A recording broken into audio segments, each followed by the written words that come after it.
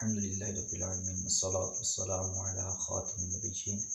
नबी पाक सल्लल्लाहु तआला अलैहि वसल्लम ने इरशाद फरमाया कि जो दुनिया के अंदर रहते हुए मेरी ज़ात पर जितना ज़्यादा दुरूद पाक पड़ेगा, क़यामत वाले दिन मेरे उतने ही ज़्यादा करीब होगा। और एक उम्मती होने के नाते एक आका से मोहब्बत का तकाज़ा भी यही है, और आका सल्लल्लाहु अलैहि वसल्लम की बारगाह में मकबूलियत का यही तकाज़ा है।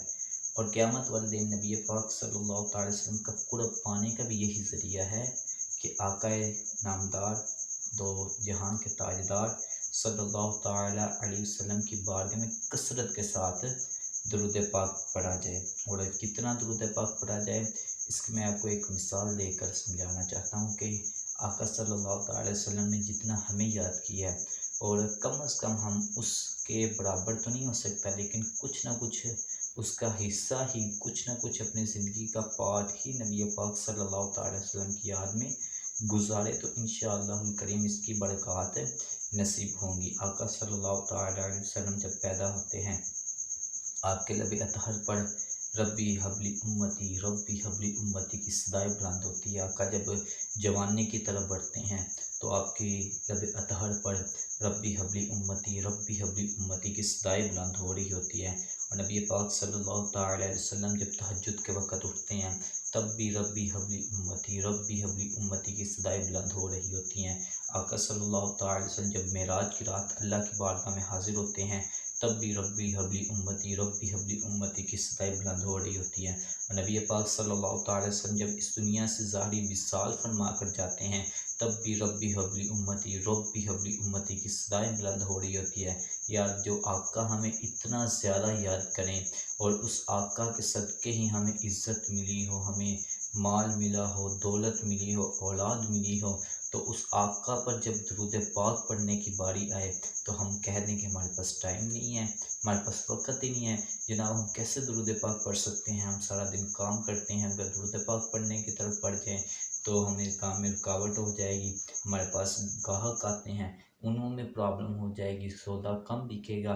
यार, जिस आका का नाम लेंगे और जिस आका के सदक़े हमें सब कुछ मिला है, अगर उस आका का नाम लेंगे और जिस आका पर तो रब्बे करीम भी दुरूद भेजता है, जिस आका पर तो फरिश्ते भी दुरूद पाक पढ़ते हैं, उस आका पर अगर मोमिनीन भी दुरूद पाक पढ़ना शुरू कर देंगे, हमारे दर्जात बुलंद होंगे। आका को हमारे दुरूद पाक पढ़ने की कोई हाजत नहीं है, लेकिन हमें अपने गुनाहों को बख्शवाने के लिए, अपनी नेकियों में इजाफ़ा कराने के लिए, अपने दर्जात को बढ़ाने के लिए, नेकियों में इजाफ़ा कराने के लिए नबी पाक सल्लल्लाहु अलैहि वसल्लम की बारगाह में दुरूद पाक पढ़ने की हाजत है। और नबी पाक सल्लल्लाहु अलैहि वसल्लम को जितना भी ज़्यादा याद किया जाए, उतनी ही ज़्यादा अल्लाह ताला की रहमतें नाज़िल होती हैं। बल्कि एक बुज़ुर्ग का फरमान है कि इंदा ज़िक्रि स्वालिहीन तनज़्ज़लुर रहमा, के स्वालिहीन यानी नेक लोगों का जहाँ ज़िक्र होता है, वहाँ अल्लाह ताला की रहमत नाज़िल होती है।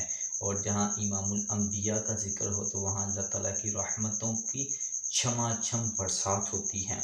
और जिनके सदक़े इस अल्लाह वाले को, नेक लोगों को इज़्ज़तें मिली हैं, जिनके सदक़े इनका ये रुतबा अल्लाह की बारगाह में पहुँचा है, अगर उस इनके आका को, उस नबी पाक सल्लल्लाहु अलैहि वसल्लम को याद किया जाए तो रहमतों के अंबार बरसते हैं। अल्लाह पाक हम सबको अपने आका को हर वक्त अपनी ज़हन के अंदर, अपनी अदाओं के अंदर, अपनी यादों के अंदर याद रखने की तौफ़ीक अता फ़रमाए। जब भी कोई भी काम करें तो अपने ज़हन के अंदर लाएँ, यार मेरे आका कैसे काम करते थे, यार मेरे हुज़ूर कैसे काम करते थे।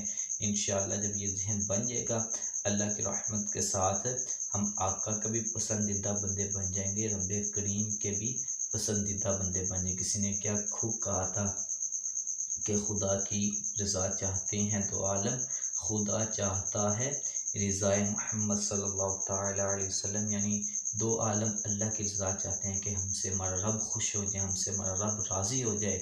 लेकिन अल्लाह तबारक व तआला महबूब करीम की रज़ा को चाहता है कि मेरे महबूब क्या करते हैं।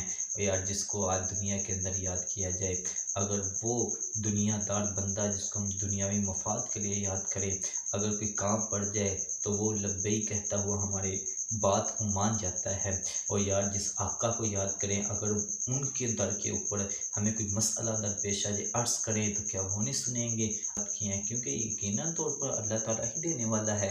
लेकिन नबी पाक का फरमान भी है कि इन्नमा अना क़ासिमुन वल्लाहु युअति, देता अल्लाह ही है लेकिन तक़सीम मैं करता हूँ।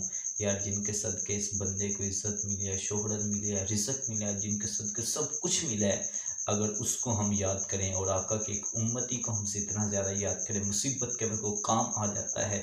तो अगर सरकार को याद करें तो मुसीबत के वक्त वो भी हमारे काम आएंगे। तो हमें अपने ज़हनों के अंदर, अपने दिलों के अंदर आका सल्लल्लाहु अलैहि वसल्लम की मोहब्बत को भी बिठाना है और आका की याद को भी बिठाना है। अल्लाह पाक हम सबको अमल करने की तौफ़ीक अता फरमाए। यही मैसेज है आपसे कि अपने आका को जितना हो सके उतना याद रखें। अल्लाह पाक हम सबको नबी पाक सल्लल्लाहु अलैहि वसल्लम की यादों को अपने सीनों में बसाने की सआदत अता फरमाए। आमीन।